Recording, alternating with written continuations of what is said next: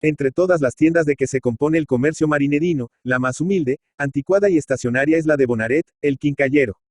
Increíble parece que el patrón de aquel Sakizami sea un mestizo de francés y catalán, dos razas tan mercantiles y emprendedoras. ¿Acaso la explicación del problema consiste en que dos fuerzas iguales, al encontrarse, se neutralizan? Para el observador no carece de interés simpático, la tienda de Bonaret.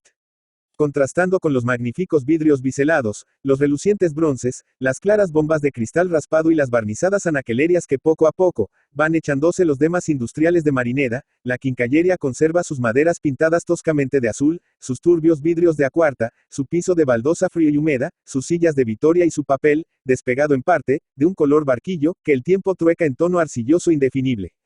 El escaparate, si con tanta pompa ha de calificarse la delantera de Bonaret, luce, en lugar de crujientes sedas y muebles terciopelos, cacharros artísticos o sombreros recargados de plumas, algunas sartas de cuentas verdes, cajitas de cartón llenas de abalorio, naipes bastos, tijeras enferrizadas, navajillas tomadas de orín, madejas de felpa y estambre para bordar, todo atrasado de fecha medio siglo, cubierto de un tul gris por el polvo. En términos, que los ojos perspicaces y burlones de los ociosos marinedinos comprobaron diariamente los progresos del tapiz, que teje a una gruesa araña, muy pacífica, en el ángulo izquierdo del escaparate.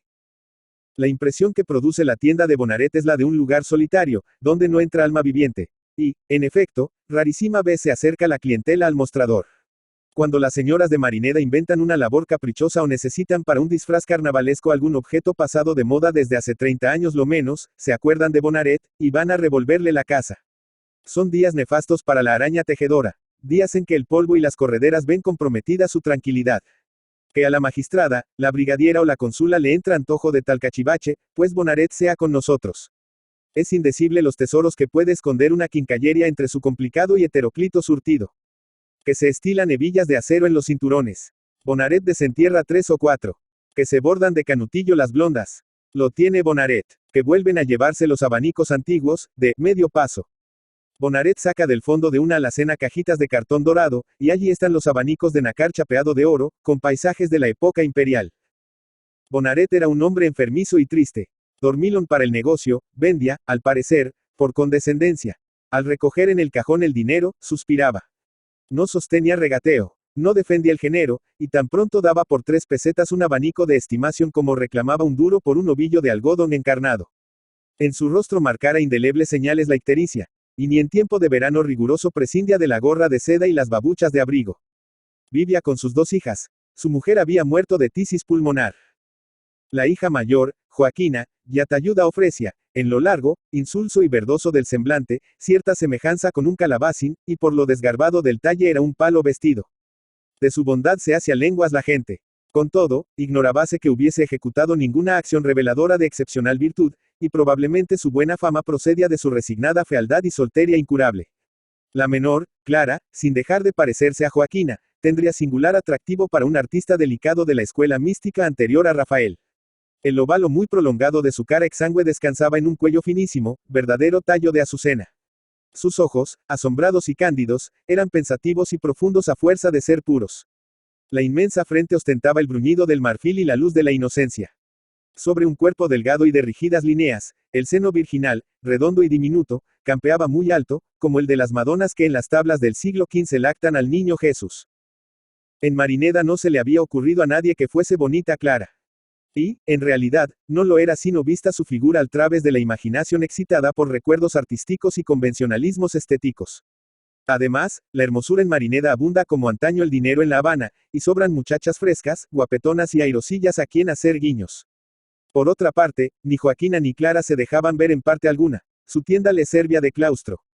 Ni bajaban los domingos al paseo de las filas, cuando toca la música militar, ni jamás compraban 2 asientos de galería, en el Coliseo, ni asistían a los bailes del casino de industriales, ni siquiera iban a misa de tropa. Vivían lo mismo que en su concha el caracol.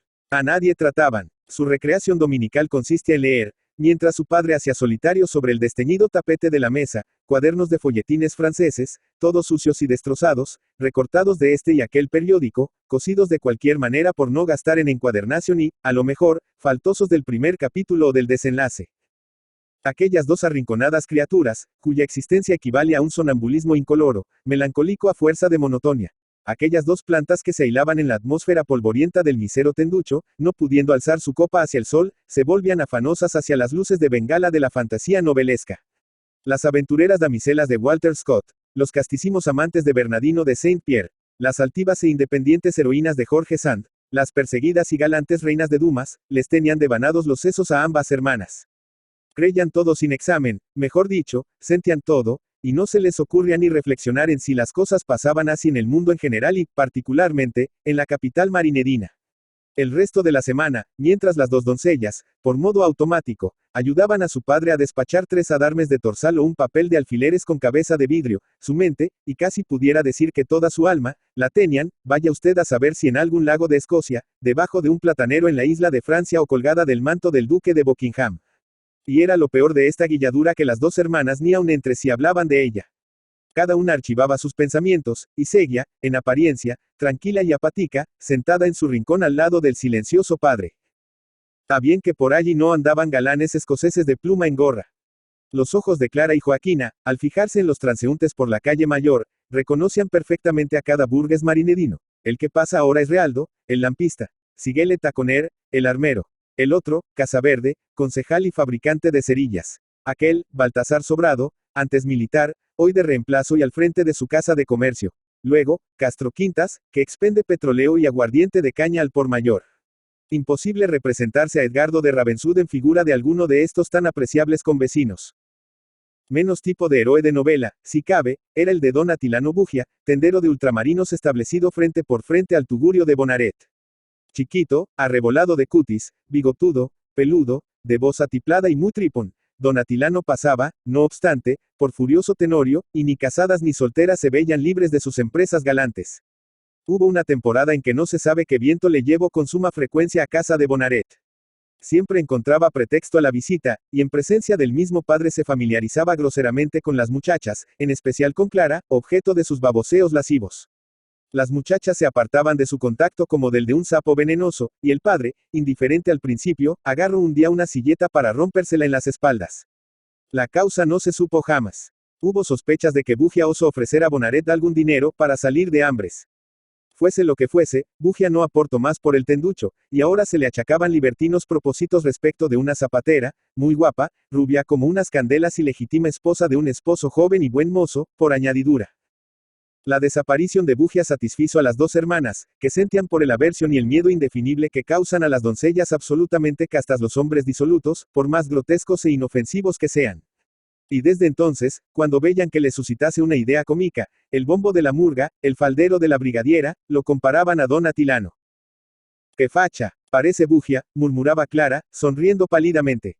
Poco tardó, sin embargo, en borrarse el recuerdo del ridículo industrial ante un suceso gravísimo, único, que señalaba honda huella de luz en el alma juvenil de Clara. Vio a un hombre, cuyas prendas exteriores podían servir de cimiento al palacio de cristal de la ilusión, y se enamoró de él, mejor dicho, cayó en el amor como en un pozo, atada de pies y manos, indefensa, loca. No nos importa su nombre. Clara no lo supo tampoco hasta meses después de haberle rendido a discreción la voluntad. ¿Quién había de decirle aquellas dulces sílabas? Con nadie hablaba Clara. Nunca salía, y él era forastero, recién llegado a formar parte de la guarnición de Marineda. Todas las tardes, la hija de Bonaret veía a su ídolo, ya ceñido por el brillante uniforme, ya elegantemente vestido con chaqueta de terciopelo y calzón de punto gris, al trote de su caballo bayo de pura sangre, y sin poder detallar las facciones del gallardo oficial, la deslumbraba el relámpago de sus ojos, que al paso se clavaban rápidamente en el rostro de la niña.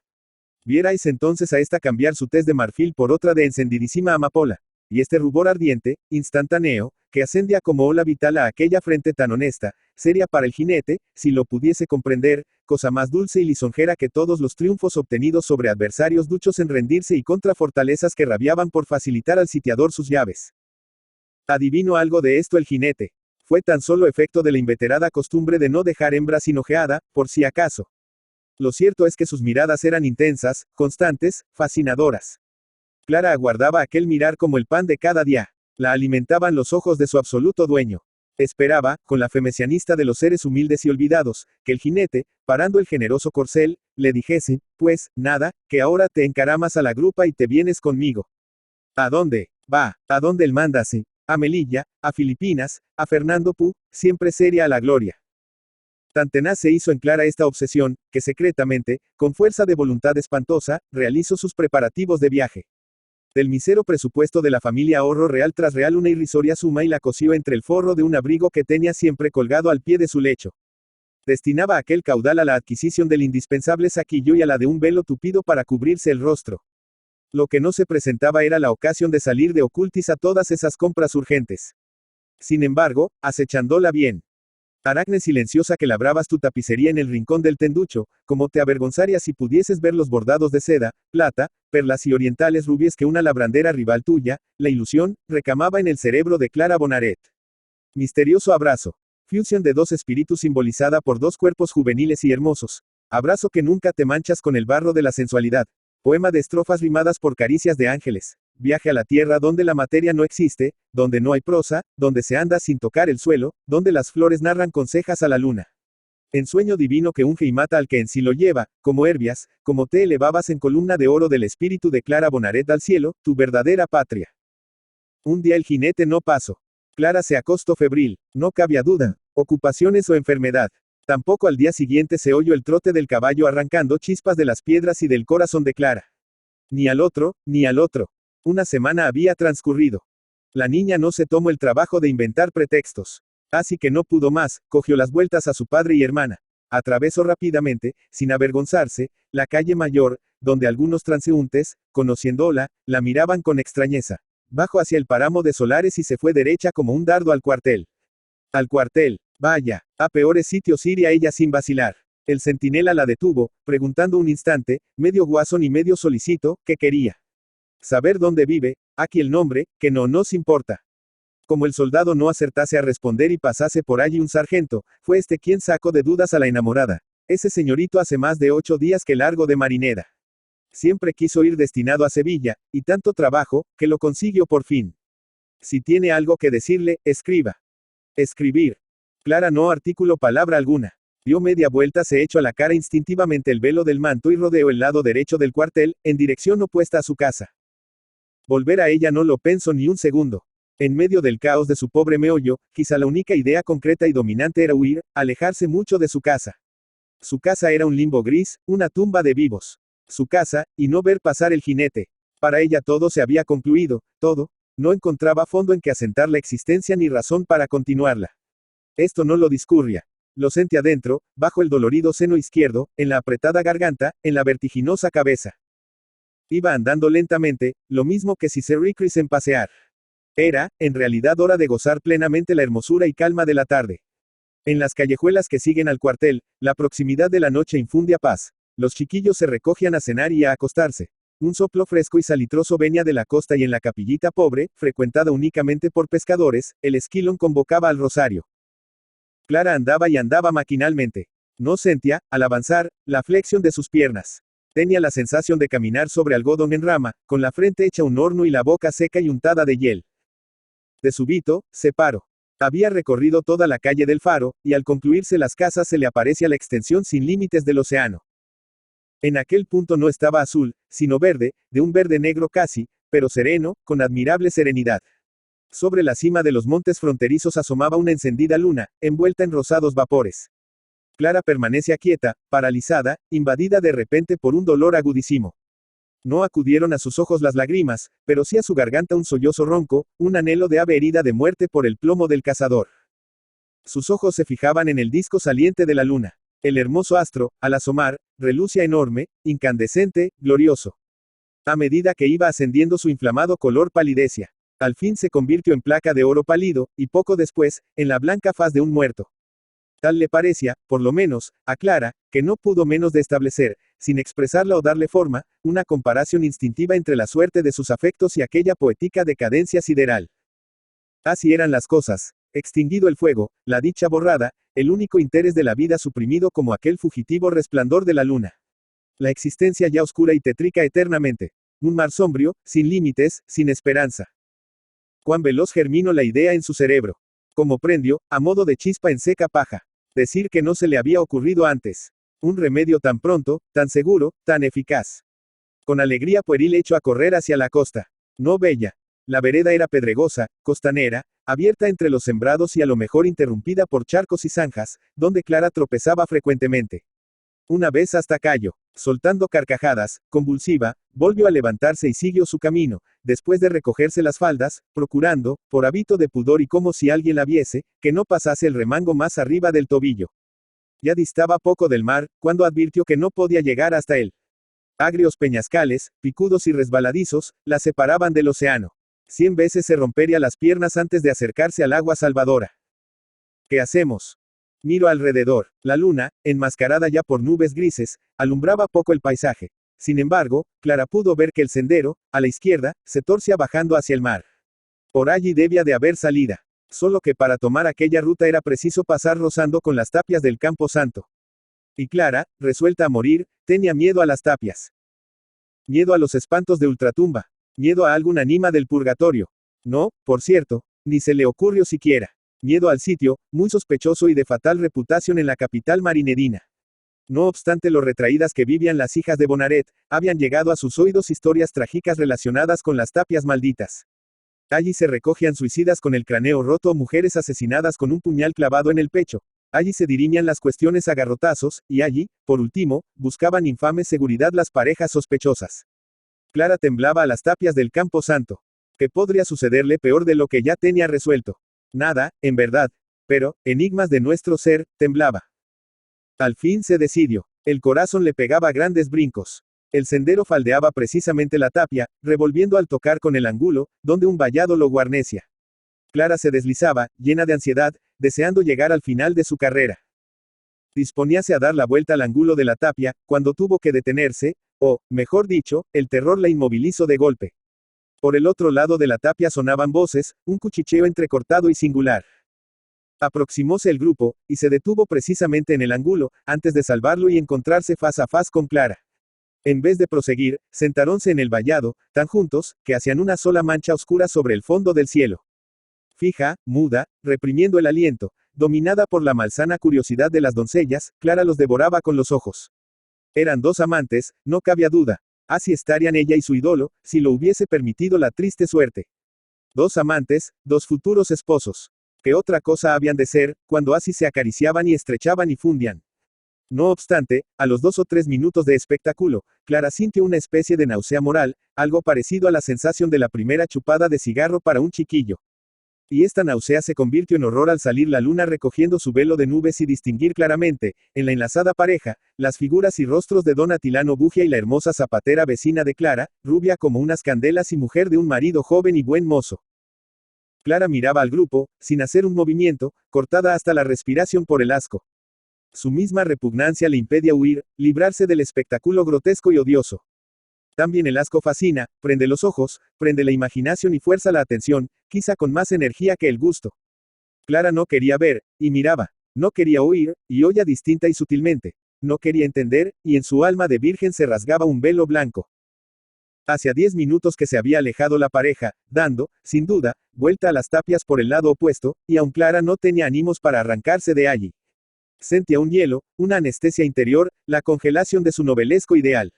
Una voz mofadora repetía a su oído: ahí tienes tú lo que es el amor, chiquilla. Una ráfaga de aire muy vivo, marino, delicioso, la despertó. Exhalando un suspiro, volvió pies atrás, se ciñó el velo y tomó a buen paso el camino de la ciudad, impulsada por el temor de que su padre y su hermana estarían vueltos locos echándola de menos. La España moderna, tomo 25, 1981. El señor doctoral. A la verdad, aunque todas las misas sean idénticas y su valor igualmente infinito como sacrificio en que hace de víctima el mismo Dios, yo preferí siempre oír la del señor doctoral de Marineda, figurándome que si los ángeles tuviesen la humorada de bajarse del cielo, donde lo pasan tan ricamente, para servir de monaguillos a los hijos de los hombres, cualquier día veo a un hermoso mancebo rubio, igual que lo pintan en las anunciaciones, tocando la campanilla y alzándole respetuosamente al señor doctoral la casulla.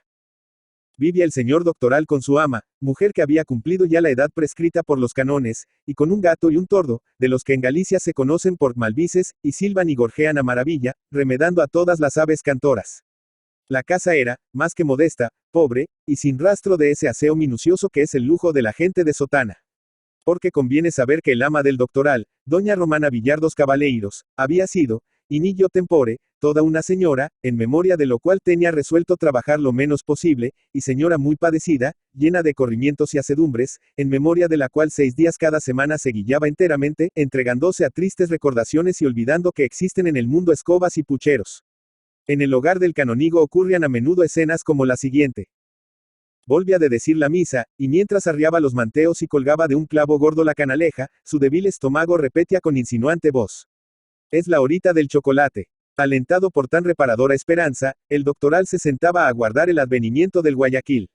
Pasaba un cuarto de hora, pasaba media. Ningún síntoma de desayuno. Al fin, el doctoral gritaba con voz tímida y cariñosa. Doña Romana, doña Romana. Al cabo de 10 minutos responde un lastimero acento, ¿qué se ofrece? Y, mi chocolate.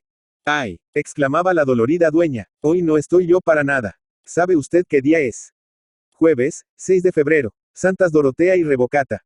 Justo. El día que, hallándome yo más satisfecha, voy y recibo la carta con la noticia de que mi cuñado el comandante se había muerto del vómito en Cuba. ¡Ay Dios mío! El Señor de la vida me dé paciencia y resignación. Nunca la buena pasta del doctoral le consintió preguntar a la matrona si, por haberse muerto del vómito su cuñado, era razón que su amo se muriese de hambre. Lo que solía hacer era abrir la alacena de la cocina, sacar de su envoltura mantecosa la onza de chocolate y roerla, con ayuda de un vaso de agua. Después solía dedicar un ratito a consolar a doña Romana, que hipaba en el rincón de un sofá, con la cara embozada en un pañuelo. Doña Romana, Dios, la conformidad, no tentar a Dios, por decirlo así. Si llora usted más perdemos las amistades. Mañana tendrá usted el chocolate a punto, respingaba con aspereza la vieja. Si no es por el chocolate, mujer, es que nuestra Santa Religion, lo oye usted, nos manda que tengamos correa, que no nos desesperemos, y que cada uno se someta a la voluntad divina, aceptando la situación que. Doña Romana se volvía toda venenosa, exhalando un bufido comparable al fu, de los gatos. Ya entiendo, ya, ahora mismo me voy a poner la comida, para que no tenga usted que echarme en cara ni que avergonzarme por cosa ninguna. Jesús, doña Romana, vaya por Dios, todo lo toma usted por donde quema, murmuraba el doctoral apiadado y contrito. El caso es que, cuando al ama le daba muy fuerte la ventolera, tampoco arrimaba al fuego la olla, y algún día el canónigo, con sus manos que consagraban la hostia sacrosanta, se dedicó a la humillante operación de mondar patatas o picar las versas para el caldo. Nada de esto molestaba al buen señor como los fracasos de su oratoria, que no lograba serenar el atribulado espíritu de la dueña. Porque si en algún escondrijo del alma del doctoral crecía la mala hierba de una pretensión, era en el terreno de la elocuencia. Por componer un sermón que dejase memoria, diera el dedo meñique, ya que no la mano. Cada vez que subía al púlpito algún jesuita, de estos que tienen pico de oro y lengua de fuego para echar pestes contra las impiedades de Draper y Strauss, en Marineda perfectamente desconocidas, o algún curita joven vaciado en moldes castelarinos, de estos que hablan del judaico endurecimiento, y de la epopeya de la reconquista, y de la civilizadora luz que el sacro Gólgota irradia, el señor doctoral no se reconcomia de envidia, por imposibilidad psicológica, pero se abismaba dolorosamente en la convicción profunda de su propia inutilidad. Y sus reflexiones, suponiéndolas una hilación que no tenían y peinándolas mucho, podrían transcribirse así. Jesús mío, ya está visto que yo no te sirvo para maldita la cosa. Soy un trapo viejo, un perro mudo. Necedad grande la mía en desear, como he deseado, que me enviasen a predicar el evangelio en tierras salvajes, donde abunda la cosecha de almas. Bonito soy yo para apóstol, con esta lengua torpe, estos dichos osos, esta voz de carraca y esta fachilla insignificante. Señor, porque no me habréis concedido el don de la palabra. Sería tan hermoso cantar vuestras alabanzas, llenar de una conmovida multitud vuestro templo, siempre vacío, derretir los corazones, derramando en ellos, viva y caliente, la infusión de la gracia. Y el caso es, Jesús mío, que si con vuestro infinito poder me desatarais el habla, si me cortaseis el frenillo y me otorgaseis el palabreo bonito y los periodos sonoros que gastan los predicadores de rumbo, se me figura que diría yo cosas muy buenas. Porque en mi interior siento unos fervorines. Y así como unas ideas raras, nuevas y eficaces. Cuando el padre Incienso está a vueltas con aquello del helado indiferentismo, y lo otro del determinismo positivista, nefanda resurrección del fatalismo pagano, me entran a mí arrechuchos de gritarle, padre Incienso, por ahí, no. Si aquí no existen semejantes positivistas ni deterministas, ni hay tales carneros. Aquí lo que importa es apretar en esto y en lo otro. Ah, si me ayudasen las explicaderas. Jesús mío, porque consientes que sea tan sote. Vaya un señor doctoral, señor animal es lo que debían llamarme. En el confesonario luchaba el señor doctoral con la misma deficiencia de facultades. Jamás se le ocurrían esas parrafadas agridulces que entretienen los escrúpulos de las devotas, ni esos apóstrofes tremendos que funden el hielo de las empedernidas conciencias. Nada. Vulgaridades y más vulgaridades. Paciencia, que también la tuvo Cristo. Bueno. Otro día procure usted no promiscuar, ánimo. Arranquese usted del alma esa afición tan peligrosa, está usted obligado a restituir, y si no restituye no puedo absolverle, a ese enemigo perdónele usted de todo corazón antes de comulgar. Sería un sacrilegio horrible recibir a Dios deseando la muerte a nadie. Y patochadas por el estilo. De modo que Arcangelita Ramos, presidenta de las Hijas de María, la marquesa de Beniales, fundadora del Roperito, la brigadiera Celis, en fin, la flor y nata de las devotas marinedinas, estaban acordes en que el señor doctoral era un clérigo de misa y olla, y el padre Incienso un encanto, según enredaba por la reja del confesonario flores de retórica y filigranas de místico discreteo. En cambio, la gente baja decia primores del señor doctoral. Marineros, artesanos y cigarreras, al verle pasar arrastrando los pies y sonriendo con la vaga sonrisa de las almas bondadosas, murmuraban con misterio, es un santo. En la fábrica de tabacos, donde no hay noticia que se ignore ni suceso que no se comente, se referían 1000 anécdotas de la vida privada del doctoral. Que si había vendido las hebillas de plata de los zapatos para que no echasen a unas pobres del piso cuyo alquiler estaban debiendo. Que si no teniendo moneda cuando en la calle le pedían limosna, daba el tapabocas, el pañuelo, el rosario. Que si pasaba necesidades en su casa por socorrer las ajenas. Que si a veces no se echaba carne en su olla. Que si unos manteos le duraban 10 años. Cuentos semejantes sofocarían muchísimo al doctoral si los oyese. Por aquel romanticismo de la limosna callejera se regañaba diariamente a sí propio, tratándose de hombre ñoño y sin sustancia y pensando que, en lugar de lo chavo, le estaría mejor establecer alguna sociedad o congregación, escuela dominical o cocina económica, a fin de recabar de la filantrópica abnegación de las colectividades lo que no logran los más gigantescos esfuerzos de la iniciativa individual, como decía un periódico local, el Nautiliense, tratando de una empresa para salvamento de náufragos. Solo que tales funciones requieren labia, expediente, agilibus, y el doctoral no poseía semejantes dones, esencialísimos en los tiempos que corremos. Una noche, el doctoral, bastante resfriado, hubo de acostarse con las gallinas. El tiempo era de perros, diluviaba, y el viento redondo de Marineda sacudía los edificios y rugía furioso al través de las bocacalles. Por lo mismo, la cama estaba calentita y simpática en extremo, y el doctoral, arropado, quieto y a oscuras, sentía ese bienestar delicioso que precede a la soñarrera. Sus huesos, torturados por el reuma, iban calentándose, y su pecho, obstruido por el recio catarro, funcionaba mejor. Era un instante de goce sibaritico, de esos que prolongan la débil existencia de los viejos. El murmullo del último Padre Nuestro moría en los labios del doctoral, cuando el aldabón y la campanilla resonaron casi a un tiempo estrepitosamente, y el vocerio de una discusión alborotó la antesala. La discusión seguía, convirtiéndose en disputa, hasta que doña Romana, palmatoria en ristre, se lanzó en la alcoba a noticiar que una mujer muy mal vestida, con trazas de pedir limosna, se empeñaba en que había de ver al señor inmediatamente, a la fuerza. Como el soldado que oye el toque del clarín, el doctoral saltó de la cama, y, apenas cubiertos los paños menores con otros mayores, salió a la antesala, enfrentándose con la mujer, la cual chorreaba agua, pues tenía pegado a los hombros el mantoncillo negro y a la cabeza el pañolito de algodón. Santo querido, exclamó intentando besar la mano del viejo, mi hermano está en los últimos, dando las boqueadas, y se quiere confesar. Se muere, señor, y lo mismo que un can, con perdón de usted. A ver, Santiño, si le convence a aquel alma negra para que no se vaya hacia el otro mundo. ¿Quién es su hermano de usted, mujer? El escribano Roca. El doctoral miró con extrañeza el pobre pelaje de la mujer, y ella, comprendiendo el sentido de la mirada, balbució. Yo soy cigarrera, y gano muy poco, que tengo mala vista, el señor me consuele. Mi hermano, podrido de onzas, y nunca un cuarto me da. Allí tiene en casa una pingarrona, dispensando la cara de ustedes, sin vergüenza, que todo se lo come. Y yo, con 4 hijos que mantener de mi sudor infeliz. Pero no crea que es por el aquel de la herencia por lo que vengo. Pobre nací y pobre moriré, y no me interesa si no fuera por los hijos. Lo que no quiero es que el hermano se me condene, ni que se ría esa lambonaza que tiene allí, más pegada que la lapa a la peña. Santo, buena faltita me hace el dinero, pero Dios vale más. Dignese sacar del infierno a mi hermano. Mire, mujer, arguyó el doctoral, subyugado ya por aquella voz enérgica, yo no sirvo para eso de convencer a nadie. Vaya al padre Incienso, que sabe persuadir y lo jara muy bien. Ay señor, ese padre será bonísimo. Yo no le quito su bondad, pero en Marineda no hay otro santo como usted.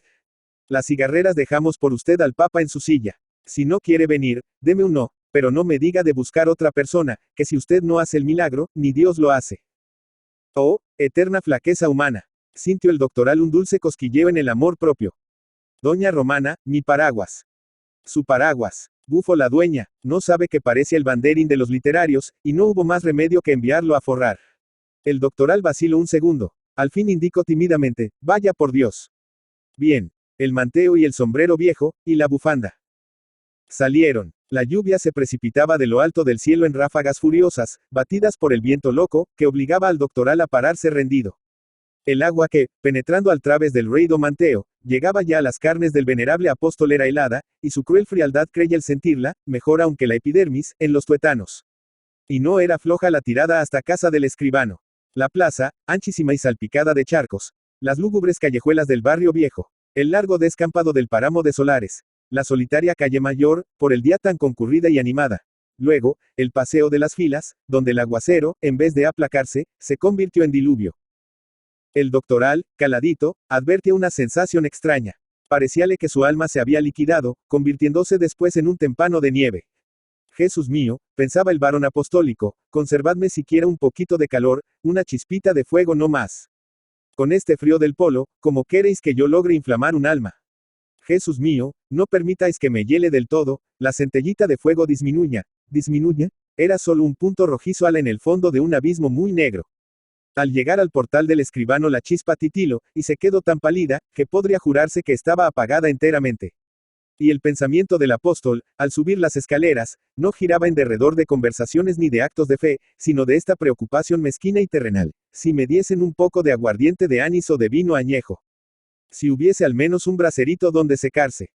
La cigarrera llamó briosamente, y como tardasen en abrir segundo el toque con mayor furia. Apareció en la puerta una imponente mujeraza, gruesa y bigotuda, de ojos saltones y pronunciadas formas, que se desató en invectivas, queriendo cerrar otra vez. Pero la cigarrera se incrustó a guisa de cuña para impedirlo, y echa una sierpe voceo. Aparta, aparta, que aquí traigo a Dios para que mi hermano no se muera como un can. Aparta, condenada raposa, saco de pecados. Y, haciéndose a un lado, descubrió al doctoral, que chorreaba y tiritaba, hecho una sopa, trémulo, tan encogido, que había menguado media cuarta de estatura. Cosa rara, la mujerona, sin embargo, le conoció.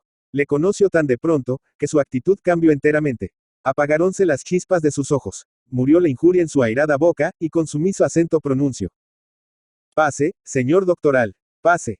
Perdone, que no le veía. A usted, que saco de la necesidad a mi madre, no se acuerda. En el cielo se encuentre los 5 duros que le dio para poner el puesto de hortalizas. A usted no le pego yo con la puerta en los hocicos. Pase y haga lo que quiera, señor, pero considérese de que estoy sirviendo hace 3 años en esta casa, y es justo que, al morir el señor de Roca, no quede yo pereciendo. Entre ya. El doctoral se enderezó. La centella renace al soplo de aquel entusiasmo, de aquella gratitud inesperada, frutos de una buena acción ya vieja y puesta en olvido. Luz misteriosa alumbró su espíritu y una idea, al par terrible y consoladora, le estremeció hasta lo más profundo de su corazón. La tal idea convirtió el mortal frío de la mojadura en un ardor, una especie de fiebre apostólica. Con resuelto paso entró en la alcoba del enfermo. Hallábase este muy fatigado, en una de esas angustiosas crisis que preparan la agonía. Su pecho subía y bajaba al compás de estertorosa disnea. El afanoso resuello podía oírse desde el pasillo. A pesar de tan violenta situación, de lo mucho que debía sufrir la entrada del doctoral no le pasó inadvertida, y, agitando los brazos y exhalando rugido vehemente, indicó que le desagradaba su visita y que el clérigo estaba de más. Sin embargo, la mujerona, después de arreglarle las almohadas, salió discretamente, dejándole a solas con el médico del espíritu. Este permanece a la boca de la alcoba, como hombre indeciso que aguarda la inspiración para proceder. Sus miembros los paralizaba el frío mortal. Pero al en el foco donde antes titilara, próxima a extinguirse la sobrenatural chispita, había ahora estallado llama intensa, que empezara a arder lentamente, y después adquiriera tal incremento, que el apóstol se sentía abrazar. Ya no pensaba el señor doctoral ni en refocilarse con unas gotitas de anís, ni en arrimarse a un buen fuego de leña, ni en volverse a sus tibias sábanas. De repente se llegó a la cama del enfermo, y delante de ella se hincó de rodillas. El escribano clavó en él sus ojos apagados, amarillentos y turbios. ¿Qué hace usted? Ahí. Artículo trabajosamente. Rezo, contestó el apóstol, para que usted se confiese, se arrepienta y se salve. ¿Y a usted qué, ajo, le importa? Que yo, por vida, Pepa. No llame usted, que Pepa sabe que ningún mal vengo a hacerle. El que usted se salve me importa mucho, contestó el doctoral irguiéndose, creciendo en voz, carácter y estatura, y encontrando en sí una fuerza de voluntad y hasta una afluencia de frases que no tenían nada que envidiar a las del padre Incienso. Me importa mucho, porque usted podrá morirse hoy. Pero yo estoy seguro, lo oye usted, de que no viviré 8 días. Me encontraba en la cama resfriadísimo, me he levantado para venir a confesar a usted. Me he calado hasta los huesos, y sé que he ganado la muerte. ¿Y cómo no he de presentarme delante de Dios con las manos vacías del todo? Caramba, me he empeñado en salvar su alma de usted para no perder la mía. En mi vida le serví de nada a Dios, lo oye usted, de nada absolutamente. Ahora me llama así, y quiere usted que yo le diga, soy tan tonto que no supe ablandar al escribano Roca. Ahora me ha entrado un don de persuadir que no tuve nunca, ¿quiere usted impedirme que lo aproveche? No, señor, usted me oirá. Antes me hacen pedazos que irme de aquí sin absolverle. Máteme usted si gusta, pero atienda mis palabras. El último episodio de la historia del doctoral ocurre en el pórtico del cielo. A él llegaron juntas las almas del apóstol y del escribano, convertido por su tardía elocuencia. El escribano, a la vez avergonzado y loco de gozo, porque con la ganga de ir al cielo, dígase la verdad, no había soñado él nunca, se apartó, a fin de dejar paso al alma del doctoral. Y el doctoral, sonriendo al pecador, se hizo atrás y dijo humildemente: No, usted primero. La época, 26 de febrero de 1891. Emilia Pardo Bazán. Emilia Pardo Bazán, La Coruña, 16 de septiembre de 1851, Madrid, 12 de mayo de 1921, condesa de Pardo Bazán, fue una noble y aristócrata novelista, periodista, ensayista, crítica literaria, poeta, dramaturga, traductora, editora, catedrática y conferenciante española introductora del naturalismo en España. Fue una precursora en sus ideas acerca de los derechos de las mujeres y el feminismo. Reivindicó la instrucción de las mujeres como algo fundamental y dedicó una parte importante de su actuación pública a defenderlo. Entre su obra literaria una de las más conocidas es la novela Los Pasos de Ulloa, 1886. Pardo Bazán fue una abanderada de los derechos de las mujeres y dedicó su vida a defenderlos tanto en su trayectoria vital como en su obra literaria. En todas sus obras incorporó sus ideas acerca de la modernización de la sociedad española, sobre la necesidad de la educación femenina y sobre el acceso de las mujeres a todos los derechos y oportunidades que tenían los hombres. Su cuidada educación y sus viajes por Europa le facilitaron el desarrollo de su interés por la cuestión femenina. En 1882 participó en un congreso pedagógico de la Institución Libre de Enseñanza celebrado en Madrid, criticando abiertamente en su intervención la educación que las españolas recibían, considerándola una doma, a través de la cual se les transmitían los valores de pasividad, obediencia y sumisión a sus maridos. También reclamó para las mujeres el derecho a acceder a todos los niveles educativos, a ejercer cualquier profesión, a su felicidad y a su dignidad.